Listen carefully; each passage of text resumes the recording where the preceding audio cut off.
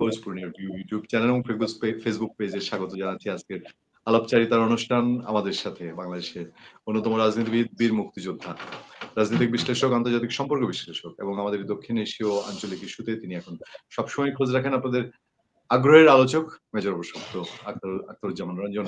আখতার ভাই, অনেক অনেক সালাম এবং শুভেচ্ছা জানিয়ে শুরু করছি। আপনার দর্শকদের প্রতি আমন্ত্রণ ছিল 3 দিন ধরে আমাদের যে আমরা বন্দর ইস্যুতে আলোচনা করব। আমাদের এই বন্দর এমন একটা সময়ে ভূমিকম্পের তাড়না গেছে, লাকিলি হয়তো ডক্টর ইউনূসের ফেভারে গেছে যে বন্দরটা একটু ঢাকা পড়ে কিনা। মানুষ গত 24 ঘন্টার বেশি সময় ধরে ভূমিকম্পে আতঙ্কে আছে। আজও ভূমিকম্প হয়েছে ঢাকার পাশে এবং ভূমিকম্পে 10 জন নিহত হয়েছেন। আজকে আপনি উপস্থিত থাকা অনুষ্ঠানে আবারও তাদের প্রতি তাদের আত্মার মাগফিরাত কামনা করছি। এর আগে শেখ হাসিনার ইস্যু গেছে 13 থেকে 17 তারিখ। সেই সময় বাংলাদেশে চট্টগ্রাম বন্দর দিয়ে দেওয়া হলো একটা বিদেশি কোম্পানিকে। আরো বন্দর পোর্ট দেওয়ার নাম আসছে। সেদিন আপনাকে প্রশ্ন করেছিলাম, আপনি বলেছেন যে পালিয়ে যাবে দেখে এগুলো দিয়ে দিচ্ছে, বিদেশি লোক আনছে। এই প্রসঙ্গে আপনার মতামত বিশ্লেষণ দর্শকদের আমন্ত্রণ জানিয়ে রেখেছি, দর্শকরা জানতে চান। নাম্বার 1। নাম্বার 2, পাশাপাশি ভারত আলোচিত টপিক। ভূমিকম্পের চাপে এটাও চাপা পড়া যাওয়ার মতন। ভারতে অজিত দোভাল খুব আলোচিত মানুষ সারা দক্ষিণ এশিয়াতে, বিশেষ করে দক্ষিণ এশিয়ার বাইরেও। সেই অজিত দোভালের সাথে অপেক্ষাকৃত কম আলোচিত বাংলাদেশের নিরাপত্তা উপদেষ্টা খলিলুর রহমান বৈঠক করেছেন। বৈঠক শেষে আমরা প্রশ্ন তুলেছি যে এই বৈঠকে কি শেখ হাসিনা ইস্যুতে কোনো আলাপ হয়নি, বা এই বাংলাদেশ নিয়ে যে ভারতীয় সংবাদ মাধ্যমের সাংঘাতিক অভিযোগ যে এখানে জঙ্গিবাদ উত্থান হচ্ছে, অনুকূল পরিবেশ তৈরি হয়েছে, এটা নিয়ে কোনো আলাপ হয়নি। ইভেন ভারত যে নতুন নতুন গ্যারিসন করেছে আমাদের লালমনিরহাট ঘিরে, খলিলুর রহমান সাহেব কি এই বিষয়ে কিছু জানতে চেয়েছেন? এগুলো নিয়ে কি কোনো আলাপ হয়নি? ভারত কি নতুন কোনো পলিসিতে গেছে? ভুটানের রাজা এসছেন, তার কথা বলা হচ্ছে যে তিনি অনেক সময় মডারেটরের ভূমিকা পালন করেন। আপনার সার্বিক বিশ্লেষণ আশা করি মেজর আখতারুজ্জামান রঞ্জন। ধন্যবাদ দাতিয়া। আদিক, তোমাকে সালাম, আসসালামু আলাইকুম। তোমার মাধ্যমে তোমার অজ্ঞ দর্শক শ্রোতাদেরকে আমার সালাম জানাই, আসসালামু আলাইকুম। যে যেখানে আছেন ভালো থাকবেন, সুখে থাকবেন, শান্তিতে থাকবেন। সবচেয়ে বড় কথা হলো নিরাপদে থাকার চেষ্টা করবেন। আমি ভুটান দিয়ে তাহলে শুরু করি। আমরা বলেছিলাম যে বন্দর নিয়ে কথা বলবো, বন্দরটা নিয়ে বিস্তারিত কথা বলা দরকার আছে। কথা বলবো, বিস্তারিত কথা বলবো বন্দর বিষয়টি, নীতিগত বাস্তবতা এবং তার ভবিষ্যৎ কি হবে সেটা নিয়ে বিস্তারিত আলোচনা করতে চাই। তার আগে আমরা দেখি ভুটান। আমরাও শুনতে চাই। আজকে ভুটানের রাজা আসছেন। মান্যবর প্রধান উপদেষ্টা সাহেব সকালবেলা ঘুম থেকে উঠে গিয়ে তাকে রিসিভ করেছেন। খুবই ভালো কথা। ভারত ভুটানের প্রধানমন্ত্রীকে এতটুকু সম্মান শ্রদ্ধা দেখিয়েছেন, এটার জন্য আমরা গর্বিত যে আমাদের ছোট একজন প্রতিবেশী দেশকে উনি অত্যন্ত গুরুত্ব সহকারে দেখেন। আমরা সেটাকে স্বাগত জানাই এবং ওনাকে ধন্যবাদ জানাই। আজকে একটা নতুন বিজয় হয়েছে মুক্তিযোদ্ধাদের।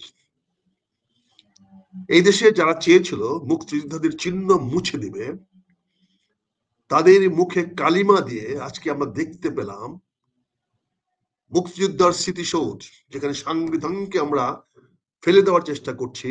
সংবিধান ফেলে দেওয়া মানে মুক্তিযুদ্ধের স্মৃতিসৌধকেও ফেলে দেওয়া। বাংলাদেশের মুক্তিযুদ্ধের যে স্তম্ভ, আমাদের স্মৃতিস্তম্ভ, সেটাকে যারা অস্বীকার করার চেষ্টা করছে, যারা বাংলাদেশের জাতীয়তাবাদ, বাংলাদেশের স্বাধীনতা, মুক্তিযুদ্ধ ইত্যাদি অস্বীকার করার চেষ্টা করছে, তাদের গালে প্রচন্ড চপটাঘাত দিয়ে ভুটানের রাজা সেখানে পুষ্পস্তবক অর্পণ করতে গেলেন রাষ্ট্রীয়ভাবে। এটাই হলো ভুটানের এই প্রধানমন্ত্রীর বাংলাদেশে আসার একটি সিগনিফিক্যান্ট, একটি অত্যন্ত তাৎপর্যপূর্ণ নিদর্শন। এটাকে অস্বীকার করতে পারলেন না বর্তমান সরকার। এবং এখানে ভারতের প্রতি যে এই সরকার তার যে নীতি পরিবর্তন করে ফেলেছে, তার নীতি যে ভারতের দিকে চলে যাচ্ছে বা চলে গেছে, তার প্রতিফলন দিয়েছে। কারণ ভুটান এমন কোনো গুরুত্বপূর্ণ রাষ্ট্র নয় যে রাষ্ট্রটাকে বাংলাদেশে আমাদের এই ক্রাইসিস ম্যানেজমেন্টের সময় দাওয়াত করে নিয়ে আসতে হবে। আপনি যথার্থই বলেছেন যে উনি অনেক সময় ভারতের সঙ্গে অন্যান্য দেশের মধ্যস্থতা করার দায়িত্ব পালন করে থাকে, এবং সেই মধ্যস্থতা উনি করেন ভারতের পক্ষে বা ভারতের সঙ্গে যারা বোঝাপড়া করতে চায়, যাদের সরাসরি সম্পর্কটা গড়ে উঠে নাই, তারা চায় তাদের মাধ্যমে গড়ে তুলতে।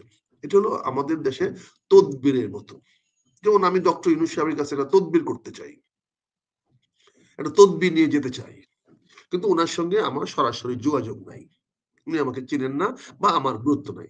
তখন আমি চিন্তা করে দেখি, আচ্ছা দেখি তো ওনার কার কার কথা উনি শুনে কার কথাকে বেশি গুরুত্ব দেয়, এমন কোন লোকের সঙ্গে আমি যোগাযোগ করতে পারি কিনা, হোক সে ছোট, হোক যে তার কিন্তু অন্তর্মহলে যাওয়ার যোগ্যতা আছে এমন লোকটি কে। ঠিক একইভাবে বাংলাদেশের ভারতের অন্তর্মহলে যাওয়ার যোগ্যতা এবং কানেক্টিভিটি আছে এই ভুটানের প্রধানমন্ত্রীর, ভুটানের রাষ্ট্রপ্রধানের। ফলে আমরা তাকে দাওয়াত দিয়ে এনেছি কেন, আমাদের নিশ্চয়ই কোনো তদবির আছে। না হলে আপনি যথার্থই বলেছেন যে আমাদের যে অ্যাডভাইজার সাহেব, নিরাপত্তা উপদেষ্টা সাহেব দিল্লিতে যাওয়ার একটা সুযোগ পেয়েছিল এবং তার একদিনের দাওয়াত উপলক্ষ করে আরেকদিন আগে চলে গেলেন, সেখানে গিয়েও কিন্তু তিনি বাংলাদেশের সকল বিষয়গুলো স্পষ্ট করে তুলে ধরতে সক্ষম হন নাই। এমনকি উনি সাহস করে বাংলাদেশের মানুষকে বা বিশ্ববাসী জানাতে পারেন নাই উনি কালকে অজিত দোভালের সঙ্গে দেখা করে কি কথা বলেছেন। উনি সেটা বলার সাহস পাচ্ছেন না। তার মানে বুঝতে পারেন ভারতের পররাষ্ট্র নীতির চাপে আমরা কোথায় আছি। ভারত আজকে বিশ্বের ৪র্থতম পরাশক্তি, সামরিক দিক দিয়ে ভারত ৪র্থ পরাশক্তি, যেটা প্রতিদিন এই আমাদের বাংলাদেশের টেলিভিশন যমুনাতে দেখানো হয়। পৃথিবীতে 10টি সামরিক শক্তির বড় বড় শক্তি কারা সেটা দেখানো হয়। সেখানে ভারত ৪র্থতম শক্তি, আর আমাদের বন্ধু রাষ্ট্র, আমাদের আপন প্রিয় সুলতানরাত হলো 9 নম্বর, আর হিটলারের পক্ষের অক্ষ শক্তির আরেক রাষ্ট্র ইতালি, সে হলো 10ম। অর্থাৎ দ্বিতীয় বিশ্বযুদ্ধে, প্রথম বিশ্বযুদ্ধে যারা ছিল অক্ষ শক্তি, যারা ছিল অন্যান্য দেশের বিরোধী, আমেরিকান, জার্মান, রাশিয়ানদের বিরোধী, সেই জার্মান শক্তির সঙ্গে যারা ছিলেন তারা ছিলেন একজন ইতালি, আরেকজন ছিলেন তুরস্ক। তুরস্কবাসীরা আমাদের মুসলমান, তাদের সুলতানাত ছিল, যদি তারা সুলতানের অধীনে আমরা কখনো যাইনি, আমরা মুঘলদের অধীনে ছিলাম। তবে সুলতানাত ছিলেন, সুলতানাতের অনেক লোকেরা বাংলাদেশে লুটতরাজ করে গেছে, অনেক সময় লুটতে আসছে। কারণ আপনারা জানেন ভারতে বহু সময় সুলতানের লোকেরা, তুরস্কের লোকেরা বাংলাদেশ, ভারত, পাকিস্তানকে লুটে নিয়ে গেছে। আপনি জানেন মোহাম্মদ বিন কাসেম সিন্ধুকে জয় করেছে সেই তর্কিদের পক্ষ থেকে এসে, তারপরে বহুবার বহু লুটের আসছে, তারপরে আফগান লুটের আসছে, তৈমুর লং আসছে বাংলাদেশকে, মানে ভারতকে লুটে নিয়ে যাওয়ার জন্য। আমাদের দেশে আসছে, অনেকে লুটে নিয়ে গেছে, ফিরোজ শাহ লুটে নিয়ে গেছে, এরকম আসছে। সেই ৪র্থ শক্তিশালী রাষ্ট্রের পাশে এসে বাংলাদেশে তুরস্ক অস্ত্র বিক্রি করতে চায়, অস্ত্রাগার কিনতে চায়, অস্ত্রাগার বানাতে চায়। এবং আমাদের একজন বাণিজ্য উপদেষ্টা বলেছেন, গতকালকে সেনাবাহিনীতে আলোচনা করতে গিয়ে আমরা দেখলাম, ইউটিউবে দেখলাম, ওনার ভাইয়ের চ্যানেলে দেখলাম, নাসিরের চ্যানেলে দেখলাম, তিনি নাকি কয়েকজন আর্মি অফিসারকে বলেছেন আপনারা কামান বানান, ট্যাঙ্ক বানান। জানি না উনি অস্ত্র টাকা পয়সা দিবেন কিনা সেটাও বলছেন কিনা। উনি তাদেরকে উস্কে দিয়েছেন দেশে কামান বানানোর জন্য, অস্ত্র বানানোর জন্য। এই কামান, অস্ত্র, বন্দুক বানিয়ে আমরা কার সঙ্গে যুদ্ধ করব? তাকে তো আইডেন্টিফাই করতে হবে এনিমিকে। অথচ সেই অস্ত্রটা আনবো কোত্থেকে? আমরা তো সবাই জানি কার সঙ্গে ব্যবসা, কার লাইন। বাংলাদেশের মানুষ ছোট্ট দেশ, সবাই সবার কানেকশন জানে। এখন আপনি, তুরস্ক হলো 9ম এবং ইতালি হলো 10ম দেশ। এখনো ইতালি এবং তুরস্ক এক আছে কিনা, একসঙ্গে আছে কিনা আমরা জানি না। তবে ইতিমধ্যে আমরা জেনেছি যে ভারত যে তাদের মিসাইল আছে, সবচেয়ে যে ক্ষেপণাস্ত্রটা তৈরি করেছে ব্রাহ্মণস, যেটা দ্বারা তারা পাকিস্তানকে আক্রমণ করেছিল, সে ব্রাহ্মণস সাইপ্রাস এবং গ্রিসের কাছে বিক্রি করেছে এবং আরো করতে যাচ্ছে। ফিলিপাইনকে বিক্রি করেছে এবং সাইপ্রাস এবং গ্রিসের কাছে বিক্রি করছে। সাইপ্রাস আর গ্রিস ঐতিহাসিকভাবে তুরস্কের শত্রু। আজকে যেই ইস্তাম্বুল তারা দখল করে আছে, সেই ইস্তাম্বুলটা গ্রিসের ছিল, আনাতোলিয়া। সেখান থেকে তাদের সাম্রাজ্য সৃষ্টি হয়েছিল। গ্রিস সাম্রাজ্য থেকে তারা দখল করে নিয়েছিল আনাতোলিয়াটা। তারা কিন্তু এখনো চায়, এখনো তারা বসপরাস প্রণালীটা গ্রিসরা এখনো দাবি করে আছে। রোমানদের কন্ট্রোল ছিল এটা, এটা রোমানিয়ান ছিল। তুরস্ক ছিল বসপরাসের পূর্ব প্রান্তে, আর বসপরাসের পশ্চিম প্রান্তে ছিল গ্রিস, এবং তারই একটা কোণায় ছিল আমাদের সাইপ্রাস। সাইপ্রাস এটি কট্টর ক্যাথলিক খ্রিস্টানস, আর গ্রিসরা হইল রোমান খ্রিস্টানস, রোমানিয়ান অংশ। ইতালি হলো রোমানিয়ানদের কেন্দ্রস্থল, এবং সেখানে রোম আছে খ্রিস্টানদের রাষ্ট্র। ওখানে ক্রুসেড ওয়ার যুদ্ধ করে তারপরে মুসলমান থেকে শেষ পর্যন্ত গ্রিস এবং সাইপ্রাসের সীমানায়, কসোভোর সীমানায় আটকিয়ে দিয়েছে। তারপর থেকে আর মুসলমানরা পশ্চিমে যাইতে পারে নাই। এই খ্রিস্টানরা সেদিন সাইপ্রাসে এবং এই ধরে একদম যুগোস্লাভিয়া চট্টগ্রাম বন্দর দিয়ে দেওয়া হচ্ছে বিদেশিদের হাতে। মুসলমানদেরকে ঠেকিয়ে দিয়েছে এবং মুসলমানদেরকে শর্ত করেছে, তোমরা কখনো আর পশ্চিম দিকে আসতে পারবে না। আজকে সেই সাইপ্রাসে, সেই গ্রিসে যারা মানে বলে জন্মান্তর থেকে প্রতিপক্ষ, সেখানে ভারত ব্রাহ্মস বিক্রি করেছে, তাদের এত বড় আধুনিক ক্ষেপণাস্ত্র বিক্রি করেছে, যেটা কি বলে কন্টিনেন্টাল ব্যালিস্টিক আইসিবি, যেটা এক মহাদেশ থেকে আরেক মহাদেশে পাঠানো যায়। সেখানে সাইপ্রাস এবং গ্রিস থেকে অতি নিকটে ইস্তাম্বুল এখন তাদের ক্ষেপণাস্ত্র বারণাস্ত্র অধীনে চলে আসলো। আর তুমি বাংলাদেশের রাইফেলের ফ্যাক্টরি করবা, ট্যাঙ্কের ফ্যাক্টরি করবা, তো বুঝো ভারত কিভাবে দেখবে, ব্রাহ্মসের মাথা কোথায় এসে পড়বে। এই যে আমাদের দৃষ্টতা, এই যে আমাদের অপরিপক্কতা, এই যে আমাদের সবকিছুতেই দোকানদারি ধান্দাবাজি সমস্যা, জাতির স্বার্থ জনগণের স্বার্থ যেখানে আমাদের গুরুত্ব দেই না, আমরা বোঝারও চেষ্টা করি না আমাদের জাতির কল্যাণ কিসে হবে, কিভাবে আমার মানুষগুলোকে আমরা উন্নত করতে পারবো, আরো তাদের সুখ শান্তি বৃদ্ধি করতে পারবো, সমৃদ্ধি করতে পারবো, কি করে আমি আমার আগামী প্রজন্মকে আরো বেশি সমৃদ্ধশালী করতে হবে, সেই দিকে আমার দৃষ্টি নাই। আমরা এখানে যুদ্ধের দামামা বাজানোর চেষ্টা করছি, এখানে আমরা একটা যুদ্ধ উস্কায় দেওয়ার চেষ্টা করছি এমন এক শক্তির বিরুদ্ধে, যে শক্তিটি বিশ্বের 10টি শক্তির মধ্যে 4 নম্বর। অর্থনীতিতেও তারা 4, আগামীতে হয়তো 3-এ তারা চলে যাবে। এবং ওই রাষ্ট্রের সঙ্গে সরাসরি সম্পর্ক চীনের, বৈরী সম্পর্ক থাকলেও ব্যবসায়িক সম্পর্ক আছে। সরাসরি সম্পর্ক রাশিয়ার সঙ্গে, আমেরিকার সঙ্গে।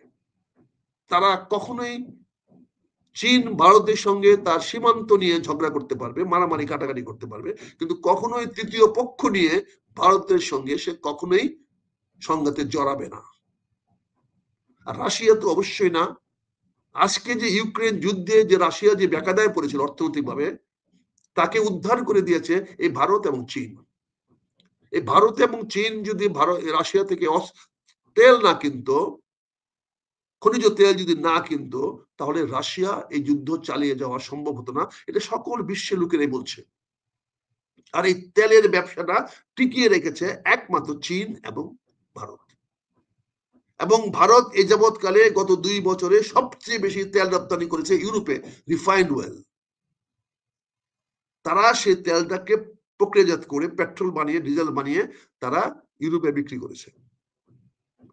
এই জিনিসগুলো আপনাদের কনসিডার নেবেন না, নিয়ে আমার উস্কায় দিয়ে বলবেন যে বন্দুক বানান, ট্যাঙ্ক বানান। উনি কি জানেন বন্দুক আর ট্যাঙ্কদের দিনে, যুদ্ধের দিন চলে গেছে বহুত আগে। এখন আর পৃথিবীতে বন্দুক দিয়ে যুদ্ধ হয় না, ট্যাঙ্ক দিয়ে যুদ্ধ হয় না, এটা চলে গেছে। এখন ড্রোনের যুগ আসে, ড্রোন ড্রোন ড্রোন। এখানে টার্গেট আইডেন্টিফাইড, এখানে মানুষ মরে না। এখন শত্রুকে মারতে পারবে না, আপনার মাথার উপর ড্রোন এসে বোমা ফালায় দিয়ে চলে যাবে। আপনি যদি ড্রোন পালাইতে বলতেন তাহলেও বুঝতে পারতাম যে ড্রোনের একটা আধুনিক আলাদা ব্যবহার আছে। ড্রোন দিয়ে আমি আমার দেশের উপরে, মাথার উপরে পর্যবেক্ষণ করতে পারবো, আমি আমার বিভিন্ন ভাবে আমরা পর্যবেক্ষণ করতে পারবো। যেমন কালকে আমি বলছিলাম, আমরা সশস্ত্র বাহিনীর একটা অনুষ্ঠানে গিয়েছিলাম, সেখানে দেখলাম অনুষ্ঠানের পরে প্রায় 2 থেকে 3 ঘন্টা লাগছে গাড়ির যানজট করে গাড়িগুলো নিয়ে আসতে। আর এই বয়স্ক বৃদ্ধ মানুষগুলো রাস্তার পাশে ধরে আছে, গাড়ি আসতেছে না।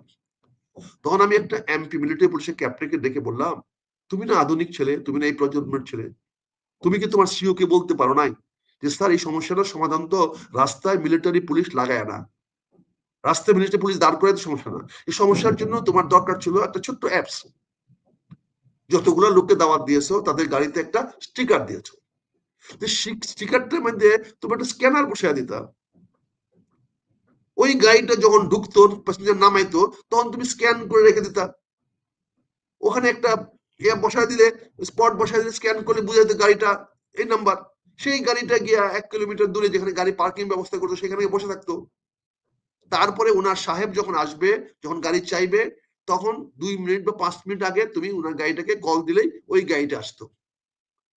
তো অটোমেটিক্যালি একটা সিরিয়াল তৈরি হয়ে যেত, গাড়িগুলা পার্কিং থেকে বের হওয়ার দরকার ছিল না, জাস্ট অ্যাপসটা ব্যবহার করলেই, এই এআই যুগে এটা ব্যবহার করলে একজনের পর একজন গাড়ি আসতে থাকতো, আর যারা সবাই বসে আছেন চেয়ার টেবিলে বসে থাকতো, গাড়ি আসলে বলতো স্যার আপনার গাড়ি আসছে, আপনার গাড়ি আসছে, সেখানে কোনো ম্যান পাওয়ারও দরকার ছিল না, জাস্ট স্ক্যানারটা দিয়ে সে চলে আসতে পারতো।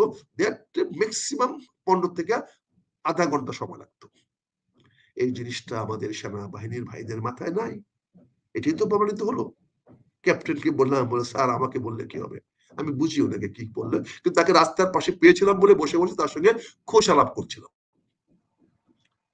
একটা 5,000 গাড়িকে আপনি লাইন আপ করতে পারেন না, যে সশস্ত্র বাহিনী, যে সেনাবাহিনী, সেই সেনাবাহিনীকে দিয়ে আপনি চিন্তা করছেন ভারতের সঙ্গে যুদ্ধ করতে যাবেন।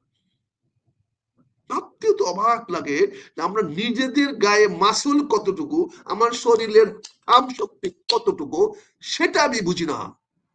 আমার এই থামটা দিয়ে কারো গায়ে মারলে পরে আমি ব্যথা পাবো না, সে ব্যথা পাবে, সেটাও আমি বুঝি না। আমার মুষ্টিতে এত শক্তি হয় নাই যে আমি পাথরটাকে ভেঙে ফেলবো একটা ঘুষি দিয়ে। এইটা উপলব্ধি করতে পারি না, আমরা উপদেষ্টা হয়ে যাই। দুর্ভাগ্য আমাদের দেশ। আন্দোলন করলো কারা? বৈষম্য বিরোধী কে করলো? আর বৈষম্য কারা আজকে খাচ্ছে, লুটে পুটে খাচ্ছে, চেটে পুটে খাচ্ছে কারা? ওই ছেলেদেরকে দেখলাম ব্যাঙ্গের সরি এখানে সেখানে ঘুরে বেড়াচ্ছে। এই যে অবস্থা, সেখানে দাওয়াত দিয়েছে, প্রধান উপদেষ্টা সাহেবকে ঘেরাও করে রাখছে মিলিটারি লোকেরা উইথ আর্মস, উইথ গান। তোমার বাড়িতে দাওয়াত দিয়েছো, তুমি তাকে গান দিয়ে আটকে রাখো, তা দাওয়াত দিলা কেন এই ভদ্রলোকে, যে ভদ্রলোকের নিরাপত্তা নিয়ে এত ঝুঁকিপূর্ণ? তাকে দাওয়াত দেওয়া দরকার ছিল আমাদের সামনে, সবার সামনে কি প্রয়োজন ছিল এত লোকের সামনে তাকে দাওয়াত দিয়ে নিয়ে আসা, যা নিরাপত্তা নিয়ে নিশ্চিত তোমরা চিন্তিত? আর তার নিরাপত্তা বিঘ্নিতকে যারা মেহমান ছিল তারা করতো বা করবে কোনোদিন? তোমরা তো তোমরাই এই যারা পাহারা দিয়ে আছো, তারাই তো আগামী দিনে তার জন্য নিরাপত্তা বিঘ্নিত করবা। আজকে দেশমাতা খালেদা জিয়াকে খুব তোয়াজ করে নিয়ে আসছো। দেশমাতা খালেদা জিয়ার বাড়িটা কি শেখ হাসিনা ভাঙছিল? আওয়ামী লীগ ভাঙছিল? সেই প্রশ্নের জবাবটা কে দিবে? সে হয়তো নিমিত্ত, সে হয়তো নির্দেশ দিয়েছিল, সেই নির্দেশ তোমরা পালন করলা কেন? সে বাড়িটা কেন ভাঙলা? কেন বাড়িটা ভেঙ্গে সেখানে তোমরা প্রাসাদ বানাইলা? তোমরাই তো বানাইছো। এই প্রশ্ন করলে তো আমরা আবার আগামীতে দাওয়াত পাবো না। কতবার দাওয়াত পাই নাই, কতবার পাইছি, এগুলো বললে দাওয়াত বন্ধ হয়ে যায়, আবার তোমাদের প্রতি একটু কিছু কথা পক্ষে বললে আবার দাওয়াত পাই। তোমাদেরকে যে শালা তোমাদের জেনারেল সাহেবদেরকে ধরে বাইন্দা নিয়ে যাচ্ছে, তোমাদের লজ্জা করে না? আর তোমরা তাদেরকে পড়া দেওয়ার জন্য আমাদের সামনে এই সিপাহীদেরকে দাঁড় করে রেখেছো। আর প্রতিটা সিপাহীর সঙ্গে কালকে যারা জামাতের লোক গেছে, ইসলামী দলের লোক গেছে, তাদের সঙ্গে কথা বলেছে। একবার খেয়াল করে দেখেছো? একবার লক্ষ্য করে দেখেছো এই প্রতিটা লোকের সঙ্গে কেন এই ইসলামিক দলের লোকগুলা গুচুর গুচুর গুচুর গুচুর করলো সিপাহীকে? কেন করলো?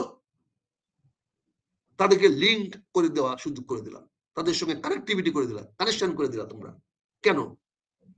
তার মানে বাংলাদেশটা একটা ষড়যন্ত্রের দেশ হয়ে গেছে। বিভিন্ন ধরনের ষড়যন্ত্রের খেলা চলতেছে। এখানে আইসা অফিসারদেরকে বলতেছো, ইউনিফর্ম পরা অফিসারদেরকে বলতেছো যে আপনারা বন্দুক বানান, কামান বানান, ট্যাঙ্ক বানান। এটা কি গণেশ সাহেব বানাবে, মেজর সাহেব বানায়, না রাষ্ট্রীয় সিদ্ধান্ত হয়? রাষ্ট্রীয় সিদ্ধান্তের মধ্যে কি ক্যাপ্টেন সাহেব, কর্নেল সাহেব, মেজর সাহেব, এই জেনারেল সাহেব করে? তো ওনার সেই কথাগুলো বলার উদ্দেশ্য কি? আর সেইটা প্রচারিত হয় আবার তোমার এই ভাইয়ের নাসিরের হোয়াটসঅ্যাপে, ইউটিউবেও। এই তো হলো, তারপর ষড়যন্ত্র কোথায় হচ্ছে? সেখানে দেখলাম বিভিন্ন ইসলামী দলের লোকগুলা যেখানে যেখানে ইউনিফর্ম অফিসার পাচ্ছে তার কথা বলছে, এমনকি যারা চারপাশে গার্ড দিচ্ছে তাদের কথা বলছে। কেন বেগম খালেদা জিয়ার বা ইউনুস সাহেব যেখানে বসছে সেটা ঘেরাও করে রাখলা? কেন কেন সবার সঙ্গে উনি মিশতে দেওয়া হলো না? কেন উনি জনগণের সঙ্গে কথা বললো না? জনগণের মাইন্ডও জানতে পারতো, জনগণের সঙ্গে কথা বলতে বুঝতে পারতো যে মানুষ কি চায়। অসুস্থ সময় খালেদা জিয়াকে তোমার ধরাধরি করে নিয়ে আসলাম, নিয়ে এসে বসাইলা, বসানোর ছবি দেখাইলা, আবার পাঠায় দিলা। তার মানে উনি যে তোমাদের হাতে বন্দি, তাই কি প্রমাণ করে দিলা? তোমাদের ইচ্ছার বাইরে যাওয়ার ক্ষমতা উনার নাই, এটাই কি প্রমাণ করে দিলেন? ডক্টর ইউনূসের ডাইনে বাঁয়ে যাওয়ার ক্ষমতা নাই, এক কদম ডাইনে যাওয়ার বাঁয়ে যাওয়ার ক্ষমতা নাই, এটাই কি গতকালকে রাত্রে প্রমাণ করে দিলেন আপনারা সন্ধ্যার সময়? ডক্টর ইউনূস ফ্রি ম্যান, আসবে, সবার সঙ্গে দেখা করবে, জাতীয় নেতৃত্ব ওখানে সবাই মিনিমাম র্যাঙ্ক কর্নেল, তার উপরে। আর রাজনীতিবিদরা, সকল দল মত নির্বিশেষে জাতীয় নেতৃবৃন্দ, সচিব পর্যায়ের লোকেরা আসছে। সেখানে তুমি মিলিটারি দিয়ে, গানম্যান দিয়ে, এসএমজি দিয়ে গার্ড দিয়ে রাখছো ওনাকে। কে মারতে যাবো নাকি? আর কয়টা গাড়িকে, 5000 গাড়িকে ম্যানেজ করতে পারো নাই। কিভাবে এই গাড়িগুলা একটার পর একটা আসবে, একজনকে একজন নিয়ে চলে যাবে। আজকের এই এআই যুগে যেটা just small apps could do it, একটা MP officer could control the whole traffic. আর তুমি এখানে অন্তত কয়েকশো লোককে নিয়োজিত করেছো। এই তো তোমার এফিসিয়েন্সি, এই তো আমরা বুঝি তোমাদের এফিসিয়েন্সি কোথায়। এই তোমরা যুদ্ধ করবা, এতগুলা খাওয়ার ব্যবস্থা করেছ, খাবার ডিসপ্লে করেছ, সেই খাবার গুলা যে ওয়েস্টেজ হলে কোথায় ফালাবা সেইটার ব্যবস্থা রাখো নাই। আর আমরাও কি ইসলাম অসভ্য, যে টেবিলে খাচ্ছি নিজের উচ্ছিষ্টটা ওই টেবিলে রাখতেছি। জাতীয় অসভ্য গুলা দেখতে লজ্জা লাগে, বুভুক্ষর মতো গিয়ে খাচ্ছে ওখানে, খেয়ে আবার ওই খাবার টেবিলেই তার উচ্ছিষ্ট রেখে দিচ্ছে। কালকে ভিডিও গুলো দেখেন আপনারা, যারা যারা ভিডিও করেছেন, যারা দেখেছেন, দেখেন। আমার কথা যদি ভুল হয় আমাকে ফাঁসি দেন, ফাঁসি লটকান আমাকে। আমি কেন আপনাদের মতো করে দেখি না? আমি কেন আপনাদের মতো করে বুঝি না? আমি কেন আপনাদের মতো এত অনুগত হতে পারি না? 10 মিনিট 15 মিনিটের জন্য সময় খালেদা জিকে আইনা একটা কি দেখালেন আপনারা? সার্কাস দেখালেন। কিভাবে রাজনীতিবিদরা আপনার কাছে মানে কি বলে, কি বলবো রে, বলতে হতে গেলো মানে মানে ফেড আপ। খাবার দিচ্ছেন, ডিসপ্লে করছেন, তারপরে অর্ধেক খাবার শেষ, সব খাবার নাই। প্রধান উপদেষ্টা বক্তব্য দিয়েছেন, বক্তব্য দেওয়ার পরে বলছেন আপনারা এখন চার জন আলোচনা দাওয়াত দেওয়া হলো। প্রধান উপদেষ্টা আসবেন 3টায়, সরি 4টায়, আপনি বলে দিলেন 3টার মধ্যে সবাইকে প্রবেশ করতে হবে। সবাই আপনাদের বাপের চাকর, ঠিক আছে, হুকুম দিছেন, দাওয়াত তো দেন না, হুকুম দিছেন, ঠিক আছে, আপনি হুকুম পালন করলাম, গেলাম। আবার বলছেন 5টার আগে কেউ বেরোতে পারবেন না, উনি আগে বেরোবেন, তারপরে বেরোবেন। ঠিক আছে, আমরা মহারাজার অধীনে বাস করি, জমিদার সাহেব যা বলবেন তাই তো আমাদের মানতে হবে, ঠিক আছে। তারপরে দেশমাতা খালেদা জি আসতেন, প্রধান উপদেষ্টার বক্তৃতা শেষ, খাওয়া দাওয়ার পরে উনি আসলেন। এই তো প্রটোকল বাংলাদেশের। তারপরে এই লোকগুলা এত কষ্ট পাইলো, কিন্তু বলবে না, সেনাবাহিনীর পক্ষে বলতে গেলে তো সব ভয় পায়। এমন একটা অবস্থায় আছি আমরা, বলেন। ডক্টর বদরুল মজুমদার সাহেব আমার সামনে, এবি পারি মুজিবুর রহমান সাহেবের সামনে হঠাৎ করে ফিট হয়ে গেলেন, পড়ে গেলেন। কেউ নাই, সবাই তাকে মানে দাঁড় করে রাখছে। মুজিবুর রহমান সাহেবকে পরে আমি বোকার মতো চিৎকার করে ডাকাইয়া ওই যে জেনারেল হাফিজ, ওই উপদেষ্টা, প্রধান উপদেষ্টা জেনারেল হাফিজ বললাম, general Hafiz please come here, see this, এই লোকটা মারা যাচ্ছে, তুমি তাড়াতাড়ি তুমি একজন ফার্স্ট এড ডাকো, ডাক্তার ডাকো, নার্স ডাকো, কাউকে ডাকো। এতগুলো অফিসের মধ্যে একটা অফিসার পাওয়া গেল না এসে দেখতে। কতক্ষণ পর একজন লেফট নায়ক আসছে, তারপর একটা স্ট্রেচার নিয়ে আসছে চিলাচিলি করার জন্য।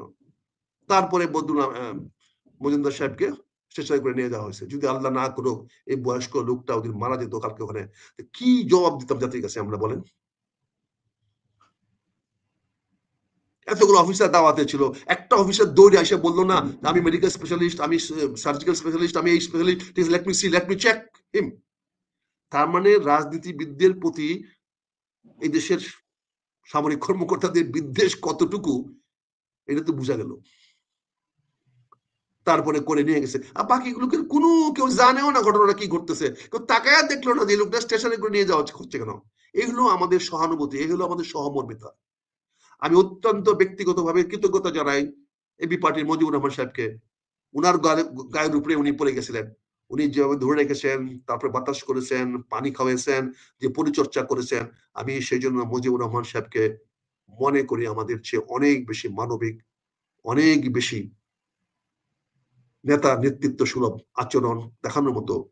ওরকম একটা পরিস্থিতিতে উনি ঠান্ডা মাথায় যেভাবে নিজে ব্যক্তিগতভাবে ওনার ভিজিটিং কার্ডটা দিয়ে বাতাস করেছেন ওনার মুখে, যে দাওয়াতের কার্ডটা আর কিছু ছিল না, দাওয়াতের কার্ডটা দিয়ে তার মুখে বাতাস করেছেন। এই চিত্রটা যদি আমি দেখাতে পারতাম, যদি ভিডিও করতে পারতাম, দেখাতে পারতাম, আমি জাতিকে দেখাতে পারতাম, হ্যাঁ মুজিবুর রহমানদের মতো নেতা এখনো আছে যারা জনগণের কল্যাণে আগে আসতে পারে। মুজিবুর রহমান ভাই শুনলে যাই না, কিছু মাইন্ড করবেন না, কিন্তু আমি কৃতজ্ঞতা জানাই আপনার কাছে, ধন্যবাদ জানাই কালকে আপনি যেভাবে মজুমদার সাহেবের পরিচর্যা করেছেন। আমিও তো আপনার মতো করে করতে পারি নাই। আমি আপনার পাশে থাকলে আপনি যেভাবে করেছেন, যেভাবে ওনাকে ধরে রাখছেন, আমি তো সেই সুযোগটা পাইনি। তবে আমি আমাদের অনেক লাইভ দর্শক ভিউ এখন অনেক চূড়ান্ত পর্যায়ে আছে। আমি একটু শুধু ইন্টারফেয়ার করছি যে আপনি একটা কথা বলেছেন যে সেনাবাহিনী সম্পর্কে কথা বলতে ভয় পায়। আমরা আসলে ভয় পাই না, আমরা সমীহ করি আমাদের মর্যাদার সশস্ত্র বাহিনী সেই জায়গায়। কিন্তু দেখেছি যে ইদানিং চ্যাংড়া ছেলে পেলে ভয়টা বোধহয় কম পায়, তারা যা ইচ্ছা তাই বলে। গত কয়েকদিন আগে শেখ হাসিনা মামলার রায় নিয়ে ৩২ নম্বরে যেসব শব্দ আমরা শুনেছি এগুলো আমরা উচ্চারণ করি না। আপনি ভেতরকার সশস্ত্র বাহিনী দিবসে অনেক কিছু জানিয়েছেন। আমার একটা ছোট্ট প্রশ্ন, এইটা দেওয়ার পরে দর্শকরা নিশ্চয়ই আপনার বন্দর নিয়ে, কারণ প্রচুর কমেন্ট আসছে বন্দর নিয়ে আপনার মূল্যায়ন জানতে চায়। গতকালকে ডক্টর ইউনূস সাহেব সশস্ত্র বাহিনী প্রোগ্রামে বলেছেন যে সাবেক তৎকালীন মেজর এবং সাবেক রাষ্ট্রপতি জিয়াউর রহমান ২৭ মার্চ স্বাধীনতার ঘোষণা করেছিলেন। এটা নিয়ে আমার এটা নিয়ে কোনো গবেষণা নাই, কোনো মন্তব্য নেই। আমি আপনার কাছে জানতে চাই, আপনি একজন মুক্তিযোদ্ধা, মুক্তিযুদ্ধের আজকে ৫৫ বছর। এই ৫৫ বছরে ডক্টর ইউনূস সাহেব উনি নোবেল জয় করেছেন, গ্রামীণ ব্যাংক, বহু বক্তৃতাও আপনি নিশ্চয়ই ওনার শুনেছেন। উনি ওয়ার্ল্ড ওয়াইড খুব ভালো বক্তৃতার জন্য সমাদৃত। কোথাও কি শুনেছেন ডক্টর ইউনূস সাহেব প্রয়াত রাষ্ট্রপতি জিয়াউর রহমানকে এর আগে, আজকের আগে বা গতকালের আগে তিনি স্বাধীনতার ঘোষকের মর্যাদা উনি দিয়েছেন বা ওনার প্রতিষ্ঠান দিয়েছেন? যদি দিয়ে থাকেন আমাদের দর্শকদের জানালে ভালো, আর যদি না দিয়ে থাকেন তাহলে এত বছর বাদে কেন উনি এই সুযোগটা লুফে নিয়ে এটা বললেন? এটা নিয়ে একটু জেনে দেন আমরা একটু বন্দর ইস্যুতে যেতে চাই। ধন্যবাদ। বন্দরে যাব। ঠেলায় বান্দর গাছে উঠে। ২৭ তারিখ উনি কোথায় পেলেন? শহীদ রাষ্ট্রপতি জিয়াউর রহমান ২৬ তারিখ ঘোষণা দিয়েছে। উনি তো বিভ্রান্ত করার জন্য কথাটা বলেছেন, শহীদ রাষ্ট্রপতি জিয়াউর রহমানকে সম্মান করার জন্য বলেন নাই, উনি শ্রদ্ধা করার জন্য বলেন নাই। উনি আমাদের কতগুলো জিয়ার বিক্রি করে, জিয়াকে বিক্রি করে যারা খায়, যারা জিয়াকে চিনে না, জিয়াকে জানে না, জিয়ার কোনো কিছু বুঝে না, তাদেরকে চুলকানি দেওয়ার জন্য উনি বলে ২৭ তারিখ উনি ঘোষণা দিয়েছিলেন। জিয়া রহমান ২৭ তারিখ ২৬ তারিখ ঘোষণা দিয়েছিল। এটা ওনার জানা উচিত। যে সাবজেক্ট উনি জানেন না সেটা কথা বলেছেন। কালকে ওনার বক্তব্যেও আমি তাৎক্ষণিক কিছু প্রতিবাদ জানিয়েছি। উনি অত্যন্ত সুন্দরভাবে প্রথমে শুরু করেছেন যারা ভূমিকম্পে মারা গেছে তাদের প্রতি শ্রদ্ধা জানিয়েছেন, আমি ওনাকে সাধুবাদ জানাই, শুকরিয়া যারা বলেছেন। তারপরে ভূমিকা ছাড়াই বলছেন নির্বাচন হবে, সময় মতো হবে। এটা ফোবিয়া হয়ে গেছে। নির্বাচন হবে, সময় মতো হবে, আগ নাই পিছন নাই প্রেক্ষাপট নাই, উনি শুরু করলেন, বক্তব্য শুরু করেন নাই, এটা দিয়ে শুরু করলেন, এটা বললেন অতিভক্তি চোরের লক্ষণ। এটা একজন, আমি যখন এই কথাটা কমেন্টটা করলাম তখন আমাদের পত্রিকার সম্পাদক, মানব জগতের সম্পাদক ছোট্ট একটা কমেন্ট করলেন যে অতিভক্তি চোরের লক্ষণ।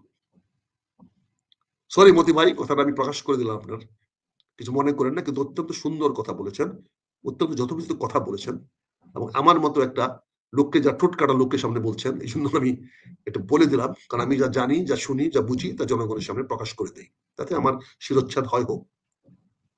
এই তো ছিল কালকে আমার তাৎক্ষণিক মতি ভাইয়ের প্রতিক্রিয়া। তারপরে বক্তৃতা যা দিয়েছেন সেটা তো দেখতেই পেলাম, সেগুলো আর বলে লাভ নেই। এখন ডক্টর ইউনূস অনেক কথাই বলবেন, যেটা নিয়ে শুরু করেছিলাম। উনি ভুটানের মতো একটা ছোট্ট রাষ্ট্রের প্রধানমন্ত্রীকে রিসিভ করার জন্য বিমানবন্দরে ছুটে গেছেন। আর যিনি ওনার সঙ্গে কথা বলেই চলে গেছেন আমাদের শহীদ মিনারে, জাতীয় স্মৃতিসৌধে মুক্তিযোদ্ধাদেরকে সম্মান জানানোর জন্য। সাধারণত এই সমস্ত অনুষ্ঠানে আমার দেশের প্রধানমন্ত্রীও সঙ্গে যায়, প্রধানমন্ত্রীর সঙ্গে যাওয়া দরকার ছিল, উনি সেরকম যান নাই। কিন্তু আবার ভুটানকেও ঠেকাইতে পারেন নাই। ভুটান বলছে আমি যাব, এই প্রোগ্রাম থাকতে হবে, সেটা অস্বীকার করতে পারেন নাই। এই তো ডক্টর ইউনূস। আমি সরি, আমি ওনাকে কিছু বলবো না, আগে বলছিলাম ওনার বিরুদ্ধে কিছু বলবো না, কারণ ওনার কাছ থেকে আমি নির্বাচন চাই। ওনার কাছ থেকে আমি যে কোনো ভাবেই হোক, ছলে বলে কলে কৌশলে আমি নির্বাচনটা ওনার মাধ্যমে করাতে চাই। এখন তো স্পষ্ট হয়ে গেছে তত্ত্বাবধায়ক সরকার গঠিত হবে না, স্পষ্ট হয়ে গেছে সুপ্রিম কোর্টের রায় অনুযায়ী এখন এই সরকার, এই আগামী নির্বাচন তত্ত্বাবধায়ক সরকার অধীন হবে না, এটা অন্তর্বর্তীকালীন সরকার অধীনে হবে। কাজে আমি যে কোনো ভাবে হোক আমি এখন আর ওই কাঁপাতে চাচ্ছি না। আমি এখন ডক্টর ইউনূসের স্লোগান, ইউনূসের পক্ষে সব গাইতে চাই। ইউনূস ভালো, ইউনূস খুব ভালো মানুষ, খুব সুন্দর মানুষ, বলিষ্ঠ মানুষ, অত্যন্ত মেধাবী, অত্যন্ত মানে জাতীয় বীর। ওনার কাছ থেকে আমি এখন শুধু চাই নির্বাচনটা উনি দেখ। সুষ্ঠু অসুষ্ঠু বুঝি না, নির্বাচন সবই সুষ্ঠু। নির্বাচনে জয়ী যারা হয় তারা সুষ্ঠু বলে, যারা পরাজিত হয় তারা কখনোই সুষ্ঠু বলে না। কিন্তু আমরা একটা নির্বাচন চাই, এবং ফেব্রুয়ারি মাসে নির্বাচনের জন্য ডক্টর ইউনূস যা করবেন, যেভাবে চলবেন, যেভাবে বলবেন, যাই বলবেন, আমার কোনো বিরূপ প্রতিক্রিয়া নাই। আমি ওনার প্রতি কোনো বিরূপ কথা বলবো না, এতটুকু শব্দ বিরূপ উচ্চারণ করবো না। আমি ওনার কাছ থেকে আগামী ফেব্রুয়ারিতে একটি নির্বাচন চাই, এবং উনি সেই নির্বাচনটা দিবেন। কালকেও সেনাবাহিনীর সামনে, আমাদের সবার সামনে উনি ঘোষণা দিয়েছেন, কাজে আমরা সেটা চাই। এবার যদি আমরা বন্দরে আসি, বন্দরের বিষয়টা নিয়ে বিস্তারিত আলোচনা করতে গেলে আমাকে কিছু আমার নোটের সাহায্য নিতে হবে। এখানে এত বিষয়গুলো আমরা এক নাগারে আমি বলে যেতে পারবো না, কিন্তু আমি কিছু বিষয় এখানে আপনাদের সামনে আনতে চাই, যে বিষয়গুলো নিয়ে আমি একটু আমার নিজেকে বক্তব্য নিয়ে আমি কিছু কথা বলতে চাই। সেটা হচ্ছে যে আমরা যে বন্দরটা বলছি যে ওদেরকে লিজ দিব, লিজ দিলে আমাদের কি লাভ কি ক্ষতি, আমাদের এইটা আগে আমাদেরকে বিচার করে দেখা প্রয়োজন। না হলে আমরা এখানে ভুল করতে যাব। আমি এখানে একটু পূর্ণিয়া, আমাকে এখানে একটু 1 মিনিট বিরতি, যদি 1 মিনিট 30 সেকেন্ড বিরতির সুযোগ দাও, তাহলে আমি এখানে একটু জিনিসটা করতে চাই।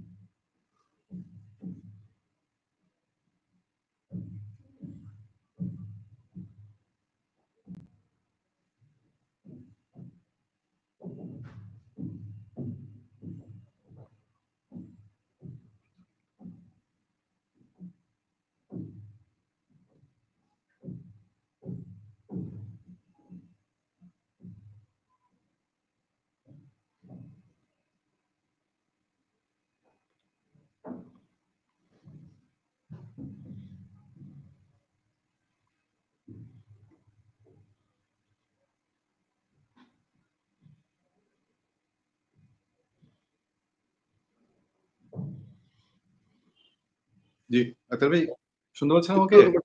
আমি একটু, আমার সমস্যা হচ্ছে একটু, আমার এটা জি, খুলতেছে না। আচ্ছা। ওকে, তাহলে আমরা আলোচনাটা অন্যদিকে একটু আগাই, আপনি এর মধ্যে ট্রাই করতে থাকেন। তুমি একটু কথা বলো, বন্দর, তুমি 2 মিনিট কথা বলো, কথা বলো 1 মিনিট। হ্যাঁ, আচ্ছা, আচ্ছা, ঠিক আছে। দর্শক, আমরা আমরা একটু যদি র‍্যাপ আপ করি, যখন রঞ্জন তিনি, আমরা আলোচনা শুরু করেছিলাম, আমাদের হেডলাইনই ছিল যে ভারত কি নতুন কোনো কৌশলে গেছে কিনা। সেই কৌশলের বার্তা আমরা কিছুটা ধারণা পেয়েছি মেজর আখতারুজ্জামান রঞ্জনের কাছ থেকে। তিনি বলেছেন যে এই যে ভুটানের রাজা বাংলাদেশে ট্যুর করছেন, এই ট্যুরটাও সিগনিফিক্যান্ট, এবং হঠাৎ করে ভুটানের মতো ছোট্ট দেশের একটা বিষয়, এবং সবচেয়ে বেশি গুরুত্বপূর্ণ যেটা, যে ভুটানের রাজা তিনি স্মৃতিসৌধে গেছেন, কিন্তু তার সাথে ডক্টর মোহাম্মদ ইউনূস যাননি। এবং ভুটান সবসময় বাংলাদেশের স্বাধীনতা সার্বভৌমত্বের প্রতি, বাংলাদেশের স্বাধীনতার স্বীকৃতি দেওয়ার ক্ষেত্রে ভুটানের ইতিহাস আপনারা সবাই জানেন, যে একদম প্রথম সারিতে ভুটান বাংলাদেশকে স্বীকৃতি দিয়েছে। এবং সেই সাথে আমরা সেনাকুঞ্জে সশস্ত্র বাহিনী দিবসের যে প্রোগ্রাম, সেই প্রোগ্রামের অনেক ভেতরকার আলোচনা জনের কাছ থেকে আমরা জানতে পেরেছি। আমাদের সেই সারাকঞ্জের প্রধান উপদেষ্টার বক্তব্য। আমি তবে আরো একটা ইস্যুতে আমি আপনাকে একটু নজর দেওয়ার চেষ্টা করব। আমার কাছে এই মুহূর্তে একটা তাজা টাটকা খবর আছে। যে খবরটা বলা হচ্ছে যে গণভোটের প্রস্তুতি নিতে নির্বাচন কমিশনকে চিঠি দিয়েছে অন্তর্বর্তী সরকার। এক্ষেত্রে জাতীয় সংসদের নির্বাচনের দিনেই গণভোটের আয়োজন করতে বলা হয়েছে। শনিবার ২২ নভেম্বর এ তথ্য জানান ইসি সচিব আক্তার আহমেদ। তিনি বলেন, সরকার চিঠি দিয়ে জানিয়েছে গণভোট করা ইসির দায়িত্ব। এক্ষেত্রে একই দিনে জাতীয় নির্বাচন ও গণভোট করার জন্য বলা হয়েছে। প্রধান নির্বাচন commissioner CEC AMM Nasir Uddin সম্প্রতি বলেছেন, সরকার থেকে আনুষ্ঠানিক নির্দেশনা পেলে গণভোট নিয়ে পরবর্তী সিদ্ধান্ত নেব। প্রসঙ্গত আগামী ডিসেম্বরের প্রথমার্ধে তফসিল দিয়ে ফেব্রুয়ারি প্রথমার্ধে ভোট করতে চায় ইলেকশন কমিশন। মানে ধন্যবাদ আতিক, ধন্যবাদ আতিক। আমরা এটা কালকেই শুনেছি, কালকে আমরা ওখানে আলোচনা হয়েছিল যে এই সরকার একই দিনে ইলেকশনটা করতে যাবে, ইলেকশন কমিশন আজকে চিঠি পেয়ে যাবে। এটা আমরা গতকালকে একটা আলোচনায় শুনতেছিলাম। ধন্যবাদ যে চিঠি তারা দিয়ে দিয়েছে এবং এটা তো নির্ধারিত হয়ে গেল যে এখন নির্বাচনটা একই দিনে হবে। অর্থাৎ বলটা এখন বিএনপির কোর্টে ফেলে দেওয়া হলো। অর্থাৎ বিএনপিকে এখন আষ্টে পৃষ্ঠে বাঁধার চেষ্টা করা হলো। সালাউদ্দিন যে অপকৌশলের শিকার বিএনপি করেছে, সালাউদ্দিন যেভাবে বিএনপিকে নিয়ে একটি গর্তে ফেলেছে, এটা এখন বিএনপির সামনে এমন একটা অবস্থা হয়েছে যে ইলেকশনের সময় সে কি না ভোটের দিকে যাবে না হা ভোটে দেবে। এই বিষয় নিয়ে আমি বিস্তারিত আলোচনা করবো আজকে না কালকে। আজকে আমি তোমার সঙ্গে কথা বলতে চাই, যেহেতু বন্ধ নিয়ে কথা হচ্ছে, এটা নিয়ে আমি একটা কিছুটা প্রশ্ন করেছিলাম। সেটা হচ্ছে আমি ৩টা স্টেজে আলোচনা করতে চাই। একটা হলো বিদেশি অপারেটরদেরকে লিজ দিলে আমাদের ঝুঁকিটা কি। আরেকটা আলোচনা করতে চাই যে বিভিন্ন দেশ যারা দিচ্ছে তারা তাহলে কেন দিচ্ছে। আর তৃতীয় আলোচনা করতে চাই কিভাবে গেলে পরে আমাদের এটার থেকে সবচেয়ে বেশি বেনিফিট আমরা পেতে পারি, একটা ব্যালেন্স অ্যাপ্রোচ নিতে পারি কিনা। আমি ৩টি ভাবে আলোচনা করতে চাই। প্রথম আলোচনা হলো যে আমি যদি লিজ দেই তাহলে কি হবে। আমার প্রথম যে ক্ষতিটা হবে সেটা হচ্ছে আমার কৌশলগত ও সার্বভৌমত্বগত আমরা ঝুঁকিতে পড়ে যেতে পারি। আমরা আমাদের বন্দরটা যদি বিদেশির হাতে সম্পূর্ণ ছেড়ে দেই তাহলে যে সবচেয়ে হবে সেটা হচ্ছে আমাদের অবকাঠামো এবং বন্দর একটি সবচেয়ে গুরুত্বপূর্ণ অবকাঠামো। সেটা যদি আমরা বন্দর, বিমানবন্দর বা এই ধরনের অবকাঠামো যদি আমরা বিদেশিদের হাতে পূর্ণ নিয়ন্ত্রণ দিয়ে দিই তাহলে প্রথমেই যেখানে আসবে সেটা কৌশলগত ও সার্বভৌমত্ব আমার ঝুঁকির মধ্যে পড়বে। সেখানে কেন পড়বে? বন্দর হলো কৌশল জাতীয় সম্পদ। বিদেশি অপরাধের হাতে নিয়ন্ত্রণ গেলে বাংলাদেশের স্বাস্থ্য কমে যেতে পারে, কারণ কার্গো অগ্রাধিকার সে নির্ধারণ করবে, কি কার্গো আসবে না আসবে সে নির্ধারণ করবে। জাতীয় নিরাপত্তা জনিত স্ক্রিনিং সে আমাকে করতে নাও দিতে পারে, অপারেশন তথ্যের অ্যাক্সেস সে আমাকে নাও দিতে পারে, সংকটকালে যুদ্ধ বা নিষেধাজ্ঞার সময় সে বন্দর পরিচালনা বন্ধ করতে পারে, নাও করতে পারে। তাহলে এগুলো তো আমার সার্বভৌমত্বের সরাসরি ঝুঁকিতে পড়ে যাবে যদি আমি তাকে সর্বময় ক্ষমতা দিয়ে দেই। তারপরে আসতেছে বিদেশি ভূ রাজনৈতিক প্রভাবের প্রসার ঘটবে, দ্বিপাক্ষিক আলোচনার চাপ কমে যাবে, এতে আমার প্রভাব বাড়তে পারে, সামরিক লজিস্টিক সুবিধা থেকে আমি বঞ্চিত হতে পারি, উপকূল সমুদ্র নীতিতে প্রভাব বিস্তার লাভ করতে পারে। কারণ সে যে কোনো দেশের জাহাজ তার বন্দরে নিয়ে আসতে চাইবে, তখন আমি আমার সমুদ্র বন্দরকে নিরাপত্তা দেওয়ার মতো আমি অপরাগত হয়তো বা আমি অক্ষম হইতে পারি। গোয়েন্দা নজরদারিতে ঝুঁকি হবে, বিদেশি প্রতিষ্ঠান সেখানে কার্গোর ডেটা, জাহাজ চলাচলের রুট, সামরিক পণ্যের গতিবিধি, বাণিজ্য প্রবাহের তথ্য সবকিছু তার কাছে থাকবে। সবকিছু সে তখন বাজারে বাইরে বিক্রি করে দিতে পারবে, যা বাংলাদেশের সার্বভৌমত্বের জন্য হুমকি হয়ে দাঁড়াতে পারে। দীর্ঘমেয়াদে আমাদের গোয়েন্দা ভারসাম্যতা আমরা হারিয়ে ফেলবো। এটা ছিল আমার ১ নম্বর কথা, যে আমার সার্বভৌমত্ব ঝুঁকির মধ্যে পড়বে। দ্বিতীয় হচ্ছে অর্থনৈতিক এবং রাজস্ব ঝুঁকি। সেখানে কি হবে? বিদেশে রাজস্ব বিদেশে স্থানান্তর হয়ে যাবে, ওখান থেকে সে যা লাভ করবে সেটা এখান থেকে বাইরে চলে যাবে, যেখানে আমার কোনো হিস্সা থাকবে না। যার ফলে চট্টগ্রাম বন্দর কর্তৃপক্ষ ক্ষতিগ্রস্ত হবে, যার ফলে কাস্টমস আধুনিকরণ ক্ষতিগ্রস্ত হবে, যার ফলে স্থানীয় কর্মসংস্থান সংকুচিত হয়ে যাবে, যার ফলশ্রুতিতে আমার জাতীয় রাজস্ব আয়ের উপরে বিরূপ প্রভাব পড়বে। কাজে এখানে বিভিন্নভাবে যদি সে ট্যারিফ ও চার্জ বৃদ্ধির ঝুঁকি বাড়বে, বিদেশি অপারেটররা তাদের লাভের স্বার্থে, তাদের মুনাফার স্বার্থে সে হ্যান্ডলিং চার্জ যে কোনো সময় বাড়াতে পারে, যে কোনো পর্যায়ে বাড়াতে পারে, সেখানে আমার কিছু বলার থাকবে না।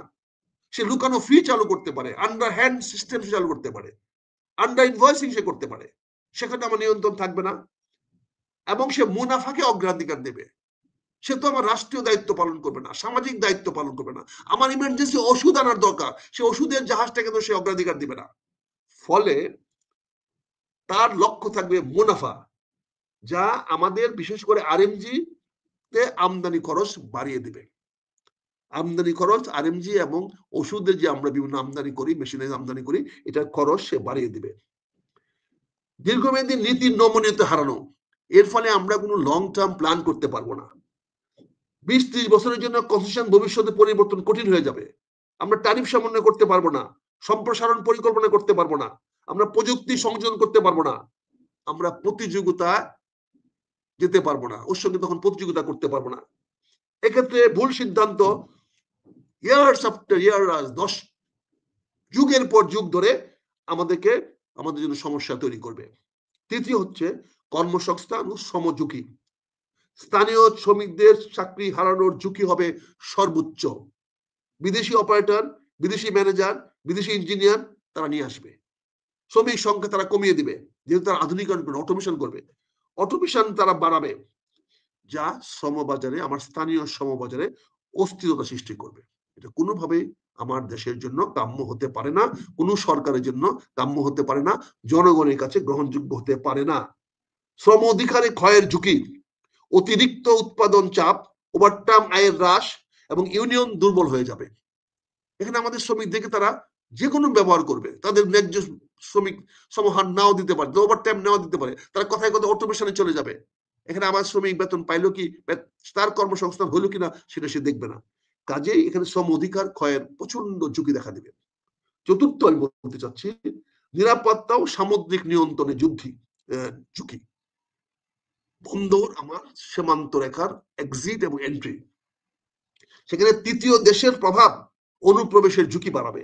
বিদেশি অপারেটর কোন শক্তিধর রাষ্ট্রের সঙ্গে সমন্বিত হলে সেই রাষ্ট্র পরোক্ষভাবে প্রভাব ফেলতে পারে, সে সাপ্লাই চেইন তৈরি করতে পারে, লজিস্টিক করিডোর তৈরি করতে পারে, বঙ্গোপসাগরে প্রবেশাধিকারের অধিকার সে নিশ্চিত করতে পারে, আঞ্চলিক নৌ কৌশল সে নিয়ন্ত্রণ করতে পারে। ফলে আমি তো এখানে ক্ষতিগ্রস্ত হব। এটা যদি আমি বিদেশি অপারেটরকে দেই, সে বিদেশি অপারেটরের কাছে আমি তখন তার দ্বারা নিয়ন্ত্রিত হব, তার উপরে আমি ডিপেন্ডেন্ট হয়ে যাব। কাজে এখানে তৃতীয় দেশে প্রবেশ অনুপ্রবেশের ঝুঁকি আমার বেড়ে যাবে। পাশাপাশি দ্বৈত ব্যবহার, ডুয়েল যোগ। এখন আমার এখানে সে গোয়েন্দা জাহাজ নিয়ে আসতে পারে, সামুদ্রিক নজরদারি সে করতে পারে, জাহাজ ট্রেকিং করতে পারে, যেটা আমাকে সে করতে নাও দিতে পারে, বা আমিও করব, তারাও করব।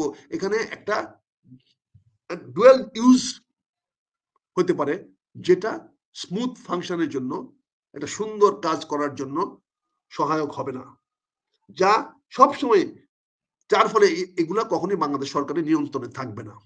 কত বাংলাদেশ যা করবে প্যারালাল ভাবে সেও তা করবে, থাকবে না। তারপরে আসবে শাসন পরিচালনাগত ঝুঁকি। এই শাসন এবং পরিচালনাগত ঝুঁকি, অর্থাৎ কারা রুল করবে, কারা এটা চালাবে, এটা চট্টগ্রাম বন্দর অথরিটির সঙ্গে সরাসরি স্বার্থের সংজ্ঞা সৃষ্টি করবে। এই পোর্টটা চালাবে কে, কর্তৃত্ব কার, নিয়ন্ত্রণ কে করবে, তাহলে আমার চট্টগ্রাম বন্দর কর্তৃপক্ষের প্রয়োজন হবে কি, তাহলে তাদের সঙ্গে সরাসরি সংঘাতে চলে যাবে। বিদেশি অপারেটররা অগ্রাধিকার প্রাপ্ত নোঙ্গর সুবিধা চাইতে পারে, তখন তারা বলবে আমার জাহাজকে আমি আগে নিয়ে আসবো, অন্য জাহাজ পরে আসবে। চট্টগ্রাম বন্দর কর্তৃপক্ষ কি করবে, সে কি কোনটা করবে, তার সংঘাত সৃষ্টি হবে। কাস্টম অটোমেশন প্রমাণিত করতে পারে, তারা কাস্টম করে, তারা সেখানে বলবে, তারা যেভাবে কাস্টম দেখবে সেভাবে করবে, কাস্টম অটোমেশন করে তারা তাড়াতাড়ি মাল ছাঁটাই করে দেবে, সেখানে আমি আমার নির্ধারিত কর নাও পেতে পারি। তৃতীয়ত হলো নীতিমালা মানতে অনীহা দেখাতে পারে।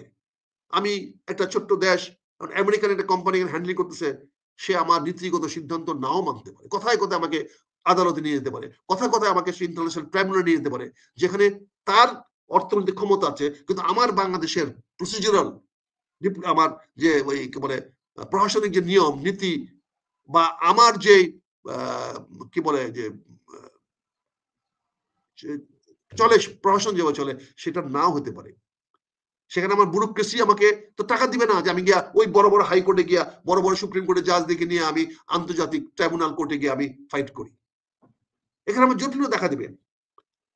তারপরে আসবে তারা বিশেষ সুবিধা দাবি করতে পারে, তারা বিভিন্ন সময়ে বিভিন্ন ভাবে এই সুবিধা চাই ও সুবিধা চাই, এবং সেই সুবিধার জন্য আমাদেরকে ব্রাইব করতে পারে, রাজনীতিবিদদেরকে ব্যবহার করতে পারে, লবিস্টদের ব্যবহার করতে পারে, টাউট বাটপারদেরকে ব্যবহার করে তার সুবিধাকে সে আরো বেশি বাড়ায় নিতে পারে।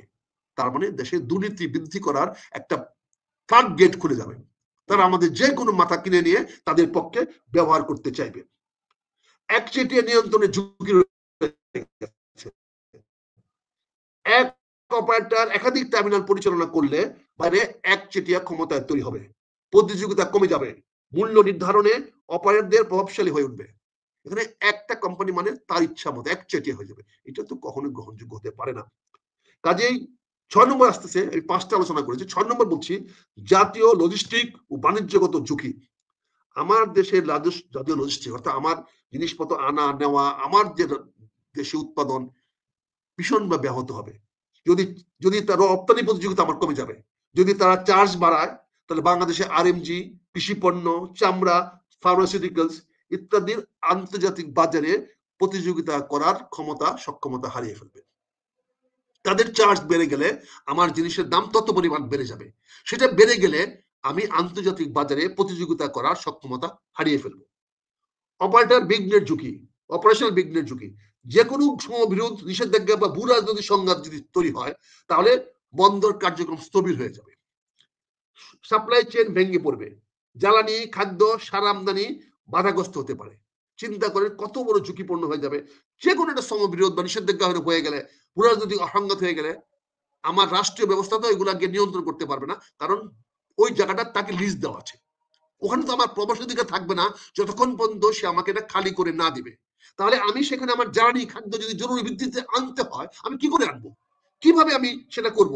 আমাদের আমদানি রপ্তানি সার আমদানি আমার প্রয়োজন, জরুরি প্রয়োজন। আমি সেই সারটা কিভাবে আমদানি করব? আমার রপ্তানি আটকে যাবে। আমার যে অর্ডারটা তারা পেয়েছে, যে টাইম শিডিউলে আরএমজি দিবে, সেই আরএমজিটা তো যদি না দিতে পারে, তার অর্ডার ক্যান্সেল হয়ে যাবে। ক্ষতিপূরণটা কে দিবে? আমার বাংলাদেশের পক্ষে তো সেই ক্ষতিপূরণ তাকে দেওয়া সম্ভব হবে না। 7 নম্বর, স্বচ্ছতা, চুক্তি ও শাসন ঝুঁকিতে ফেলে দেবে। অসম চুক্তির ঝুঁকি। উন্নত আইনি সক্ষমতার কারণে বিদেশি প্রতিষ্ঠানে কনসেশন চুক্তিতে বাড়তি সুবিধা নিতে পারে।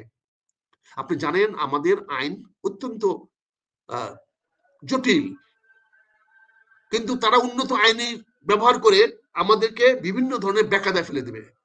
আমরা জানেন আমাদের জাজ সাহেবদের জ্ঞান, বুদ্ধি, মেধা আইনের বইয়ের মধ্যে সীমাবদ্ধ, তারা বিশ্ব জানে না। আপনি দেখেন আমাদের সুপ্রিম কোর্টের প্রধান বিচারপতি বিভিন্ন বিদেশি দালালদের অনুষ্ঠানের সেমিনারে প্রধান অতিথি হয়ে যায়। তার মানদণ্ডটা কোথায় নেমে আসছে দেখেন। আজকে যে সিজিএস কি আছে, তাদের এখানে প্রধান অতিথি গিয়ে ইংরেজিতে বক্তৃতা দিচ্ছেন আমার প্রধান বিচারপতি। কার উদ্দেশ্যে দিচ্ছেন, কেন দিচ্ছেন? ওনার দর্শক কারা? উনি কি বিদেশি কোনো দেশে বিদেশিদেরকে জাজমেন্ট দিবেন, আইন দিবেন? উনি সেখানে বলতেছেন আইনের শাসন সভ্যতার একটা অলঙ্ঘনীয় উপাদান।